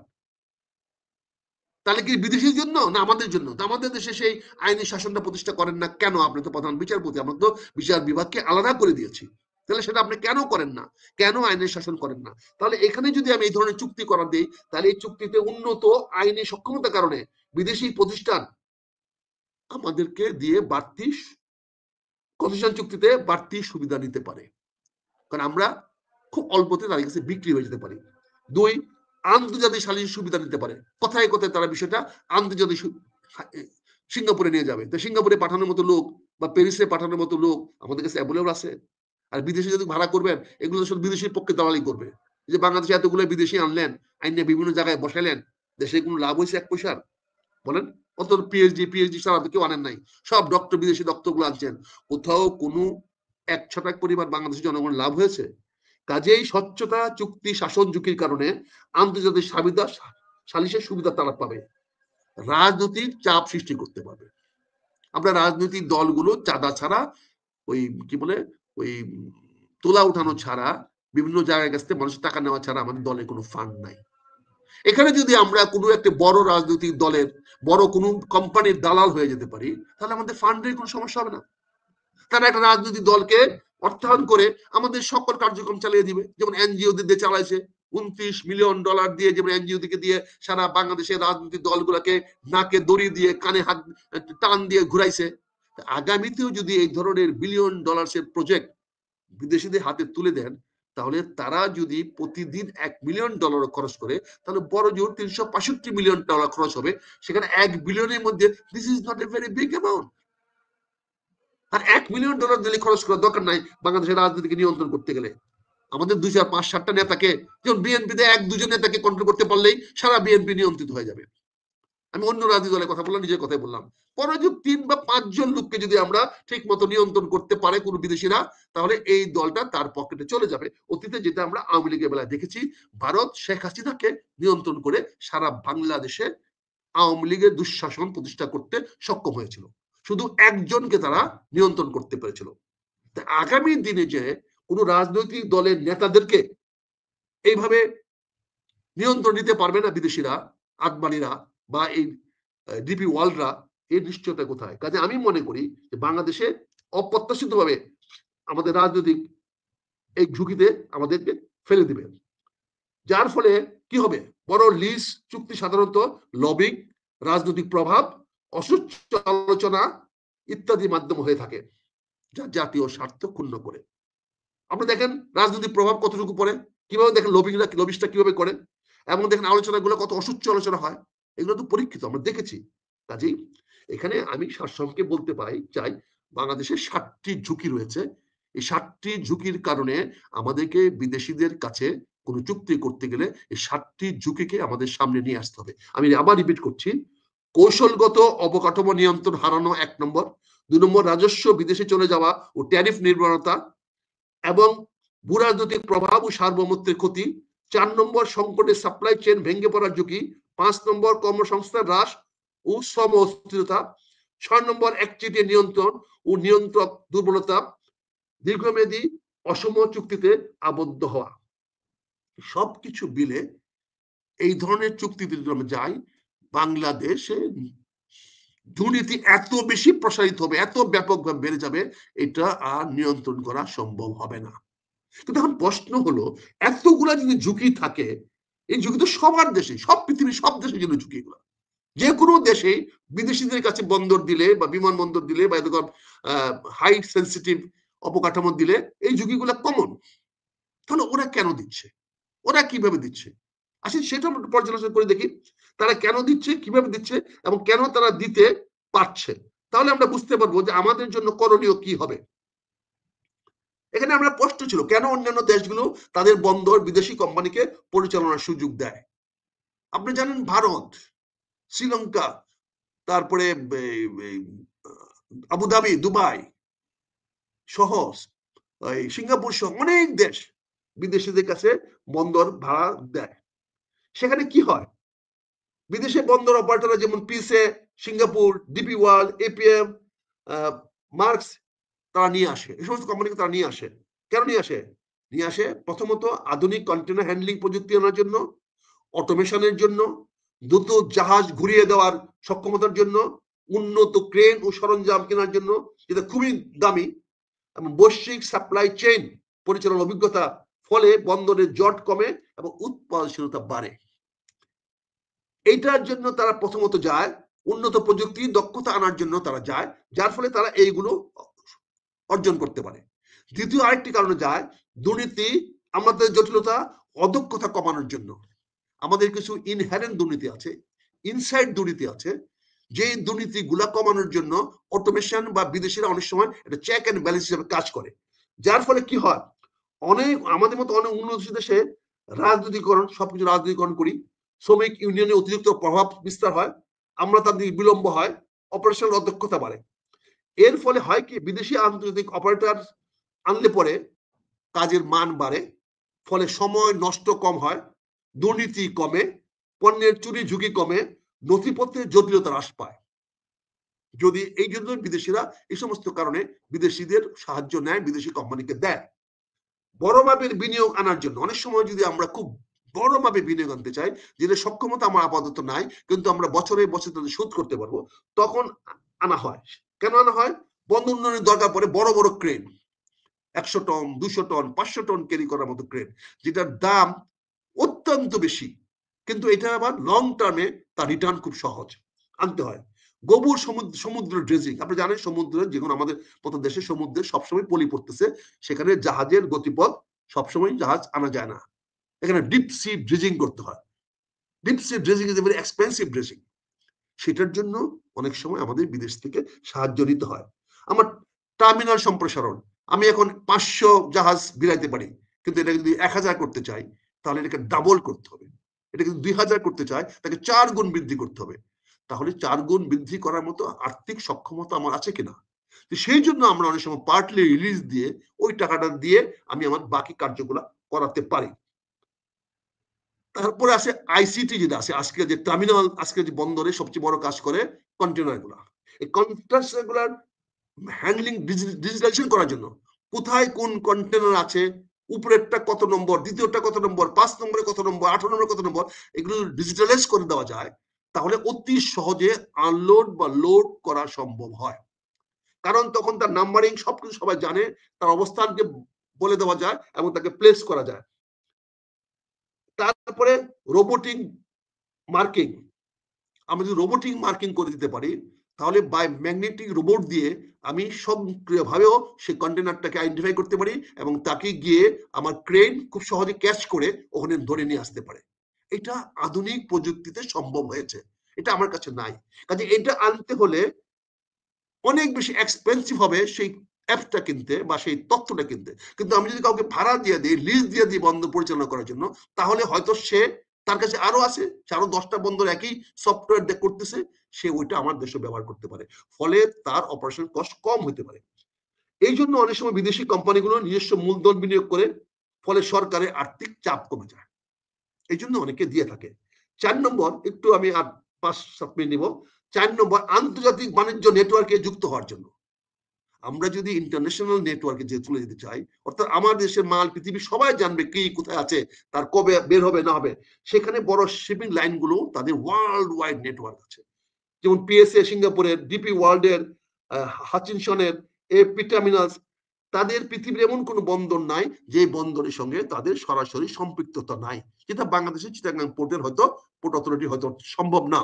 কিন্তু সে জানে কোথায় কি আছে, কোন জাহাজটা কখন কোন বন্দর ছাড়বে, কোন বন্দর ঢুকবে, ফলে সে কুইকলি মাস্টার, সে অতি তাড়াতাড়ি তার কন্টেনারটাকে সে শিপমেন্টের ব্যবস্থা করে দিতে পারবে। যার ফলে কি হয়, পূর্ব অনুমানযোগ্য হয়, কখন কন্টেনারটা পৌঁছবে সেটা বলতে পারবে, কখন দেওয়া যাবে বলতে পারবে, সময় মতো কন্টেনার হ্যান্ডলিং করতে পারবে, ডিসপাস করতে পারবে, ডেলিভারি দিতে পারবে, আবার ঝুঁকিটা কমে যাবে। এই সমস্ত কারণে বিদেশি আন্তর্জাতিক কার্গো সেই বন্দরে আসে এবং যারা কার্গো ব্যবসা করে তারা তখন ওই বন্দরটাকে চুজ করে যে বন্দরে এই সুযোগ সুবিধাগুলো আছে। 5 নম্বর, প্রতিযোগিতা সৃষ্টি করে সেবা উন্নত করার জন্য। বলো। ছোট্ট একটা জিনিস শুধু অ্যাড করবো যে আপনি আপনার বিশ্লেষণটা শেষ করবেন, নিশ্চয়ই দর্শক আগ্রহ নিয়ে শুনছে বলেই তারা মন্তব্য করছে। এটা আপনার পুরো তথ্যগুলো তুলে ধরার পরে ভালো মন্দ তো আছে, আমি কোন নিয়তে আইন কিভাবে ব্যবহার করব এটার উপরেই তো সব ডিপেন্ড করে। তো একজনের একটা প্রশ্ন, শুধু একজনের একটা প্রশ্ন, পূর্ণিয়া ভাই, আমরা সৌদি আরব থেকে দেখতেছি আখতারুজ্জামান ভাইকে প্রশ্ন করেন বিএনপি কেন বন্দর নিয়ে কোনো সিরিয়াস প্রতিক্রিয়া দেখাচ্ছে না।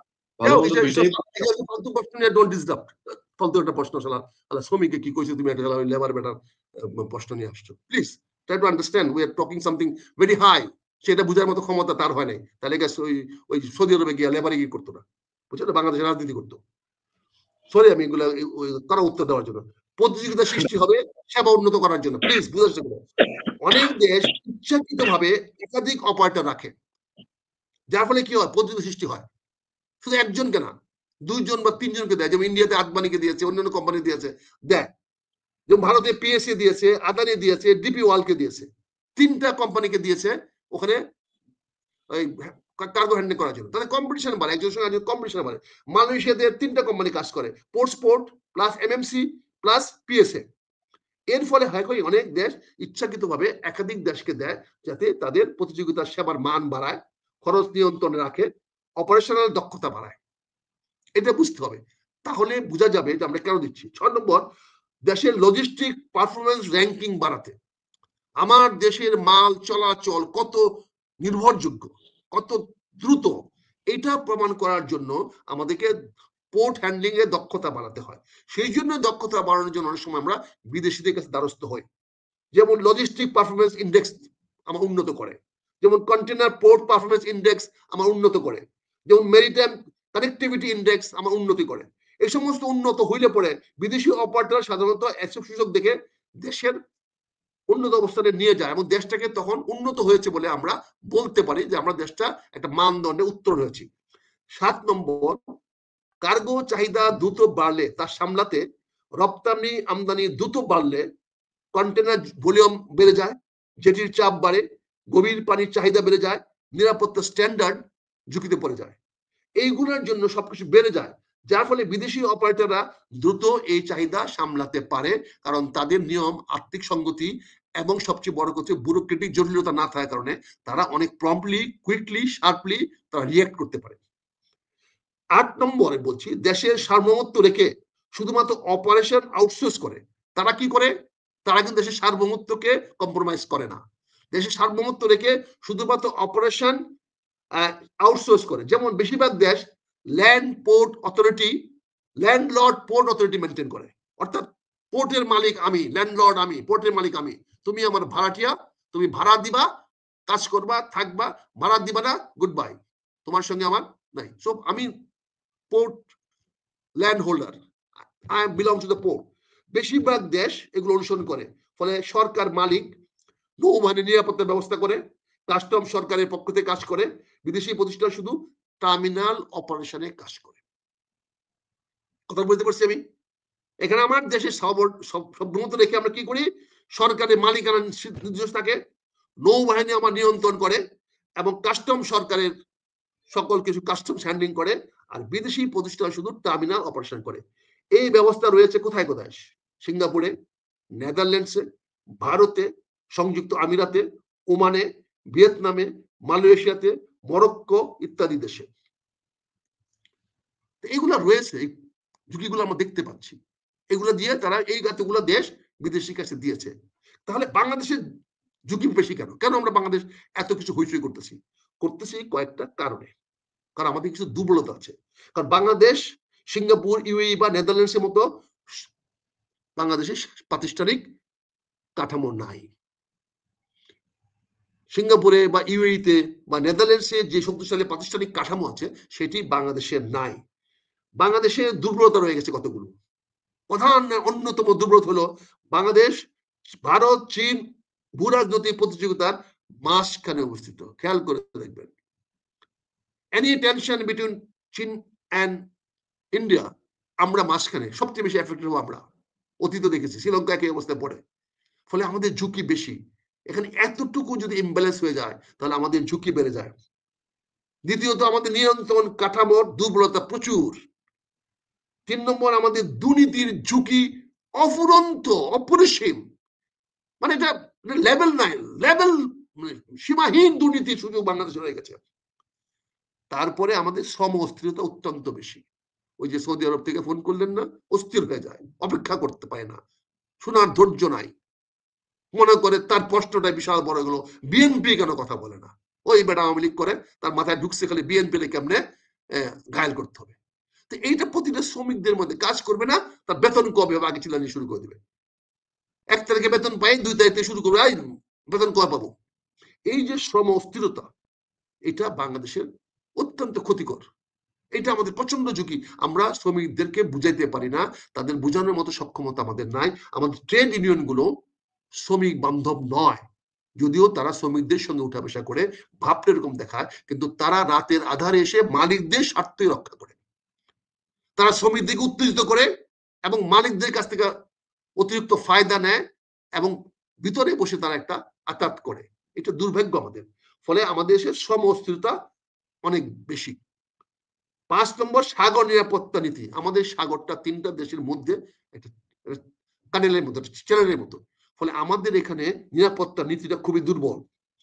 5-6 নম্বর হলো বৈদেশিক শক্তির প্রতি অতি নির্ভরতার ঝুঁকি। আমরা কোনো না কোনো শক্তির প্রতি আমরা নির্ভরশীল থাকতে হয়, কারণ আমাদের নিজস্ব সবকিছু নাই, ফলে এটার ঝুঁকি।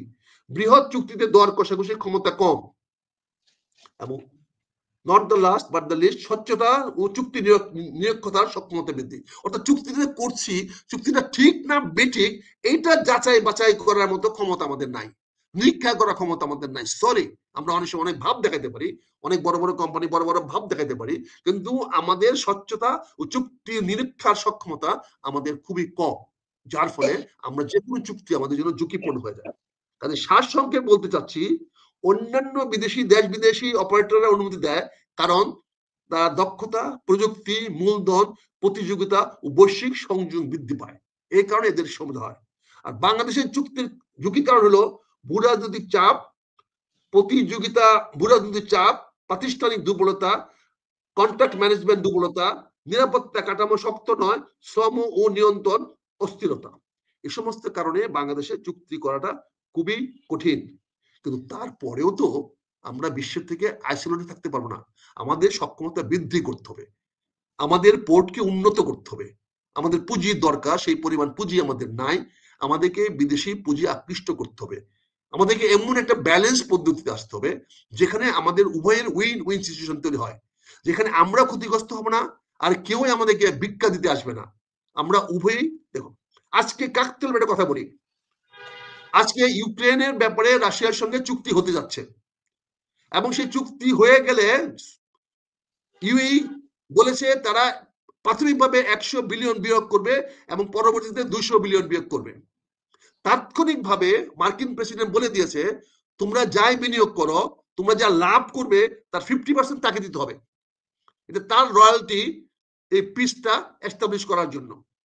তার মানে যারা এই 100 বিলিয়ন ডলার ইউক্রেনে বিনিয়োগ করতে যাচ্ছে তারা কিন্তু তাদের স্বার্থে, তাদের লাভের কারণে যাবে এবং সেই তারা বলতেছে না বিনা লাভে যাবে। যদি বিনা লাভে যায় তাহলে তো অর্ধেক দেওয়ার কিছু নাই, নিয়ে নাও অর্ধেক, আমার লাভ নাই, নিয়ে নাও অর্ধেক, কিন্তু লাভের জন্য যাবে। ইউক্রেনে 100 বিলিয়ন ডলার, আজকে টুডে নিউজ অফ টুডে, আজকে উনি বলেছে 100 বিলিয়ন ডলার তুমি করবা এবং পরবর্তী আরো 100 বিলিয়ন ডলার ব্যয় করবা ইউক্রেনের যুদ্ধ থেকে যে ক্ষতিগ্রস্ত হয়েছে সেখান থেকে ফিরে আসার জন্য। সেখানে মার্কিন যুক্তরাষ্ট্র পরিষ্কার বলে দিয়েছে যে ভেরি গুড, ওয়েলকাম, তবে আমাকে 50% মুনাফা দিতে হবে, তোমরা ওখানে যা মুনাফা করো। তার মানে এটা তো পরিষ্কার হয়ে গেল পৃথিবীর কোনো দেশে যায় না মুনাফা ছাড়া। আমাদের নেদারল্যান্ড, ফ্রান্স, নরওয়ে এরা কেউ আসতেছে না বাংলাদেশের নির্বাচনে সাহায্য করার জন্য, কেউ আসতেছে না আমাদের এই ওই কি বলে বডি ক্যামেরা দেওয়ার জন্য, আমাদের এই অটোমেশন করার জন্য, রাইফেল বিক্রি করার জন্য আসে নাই। তারা ব্যবসা করতে আসতেছে। তারা চায় নির্বাচনটা আমার একটা ব্যবসা, চল মেলায় যায়। নির্বাচন তাদের জন্য একটা মেলা, সেই মেলায় তারা তাদের পোশাক নিয়ে আসবে, এখান থেকে বাজার করে নিয়ে যাবে। তো সেইখানে ফলে আমি সুপারিশ করতে চাই বাংলাদেশের এই অর্থ অবস্থায় আমরা অবশ্যই বিদেশি বিনিয়োগ আনতে হবে এবং এখানে সুবিধা করতে হবে। আমি এখানে সুপারিশ রাখতে চাই।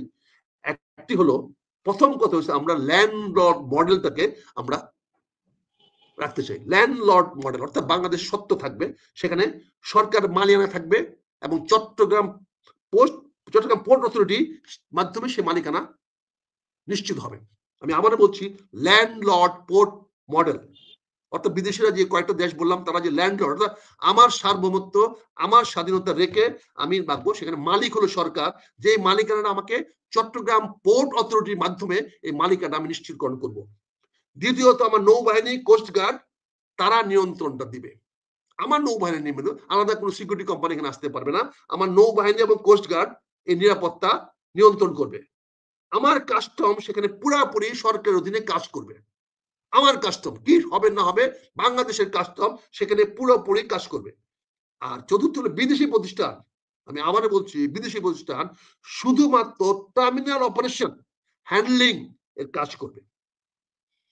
তারা হ্যান্ডলিং এর কাজ করবে। কত তাড়াতাড়ি তারা হ্যান্ডলিং করে দিতে পারে, তার জন্য তুমি কত চার্জ দিবা বলো, আমরা তাকে সেই চার্জ দিয়ে দেব। তুমি বলো কত চার্জ চাও, তুমি শুধু টার্মিনাল অপারেশন হ্যান্ডলিং করবা, তোমাকে আমি হ্যান্ডলিং চার্জ দিব, কিন্তু বাকিটা ল্যান্ডলর্ড হিসেবে থাকবে। এটা আমার 1 নম্বর সুপারিশ থাকবে। ফলে আমার সার্বভৌমত্ব ঠিক থাকবে, সাথে সাথে দক্ষতা বৃদ্ধি পাবে। It's a very good check and balance and proven.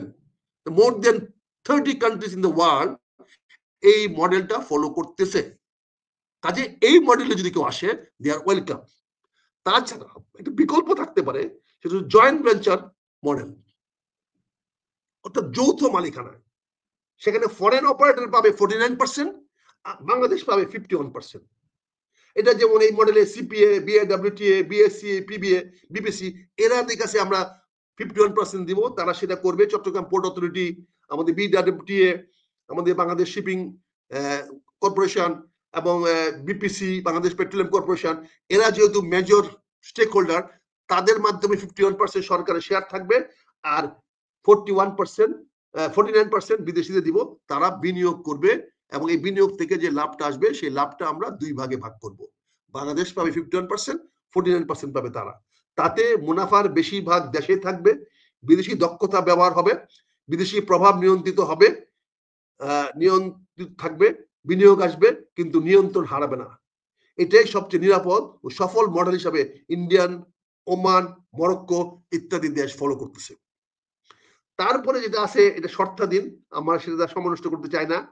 সেখানে আমরা বিভিন্ন কন্ডিশনাল দিয়ে আমরা দিতে পারি, যে সেই কন্ডিশনকে নিয়ন্ত্রণ করার মতো ক্ষমতা আমাদের নাই, কারণ কন্ডিশন যদি ওই পক্ষ না মানে তাহলে সেখানে আমাদের কিছু বলার কথা নাই। আমি এই বিষয়টা আজকে এখানে হঠাৎ করে বলছি না, আমি এই বিষয়টা নিয়ে আজকে থেকে 20 বছর আগে ভারতীয় তৎকালীন প্রধানমন্ত্রী ছিলেন না, উনি ছিলেন বাণিজ্য সংসদীয় কমিটির সভাপতি শ্রদ্ধেয় জনাব আইকে গুজরাল। উনার সঙ্গে যখন আমাদের এই চট্টগ্রাম বন্দরে ক্যাপাবিলিটি নিয়ে কথা হয়েছিল, তখন উনি বলেছিলেন চট্টগ্রাম বন্দরটাকে যদি আন্তর্জাতিক পর্যায়ে ছেড়ে দেওয়া হয় তাহলে চট্টগ্রাম বন্দরে কি কি লাভ হবে উনি আমাকে বলেছিলেন।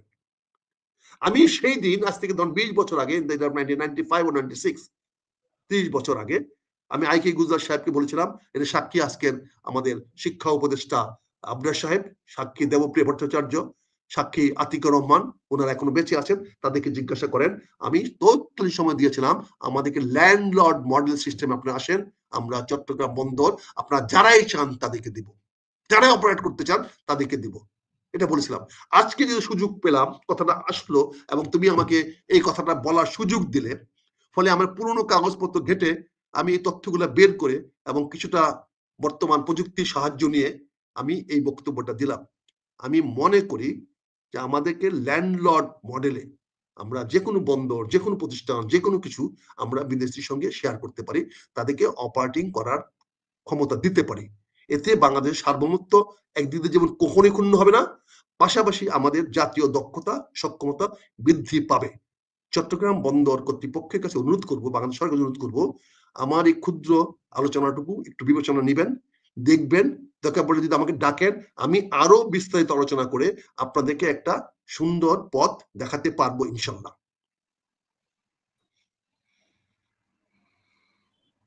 ওকে, ধন্যবাদ আক্তার ভাই। অসংখ্য লম্বা সময় অসংখ্য মন্তব্য, আমি সেগুলো দিয়ে আর যাচ্ছি না। এখনো অসংখ্য দর্শক আমাদের লাইভ সাথে যুক্ত আছেন, আপনাকে ধন্যবাদ জানিয়ে আজকে আলোচনা এখানেই শেষ করছি। প্রতিনিয়ত আমাদেরকে সময় দেওয়ার জন্য, দর্শকদেরকে অনেক গুরুত্বপূর্ণ বিশ্লেষণ, গুরুত্বপূর্ণ খবর তুলে ধরার জন্য আপনাকে আবারও ধন্যবাদ জানিয়ে আপনার সুস্থতা দীর্ঘায়ু কামনা করে বিদায়।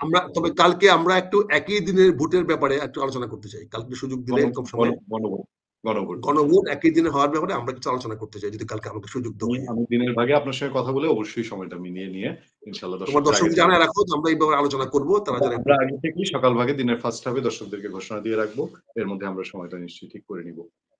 ধন্যবাদ আতিক, ধন্যবাদ, অনেক অনেক ধন্যবাদ আমার বক্তব্য দেওয়ার সুযোগ দেওয়ার জন্য। আসসালামু আলাইকুম।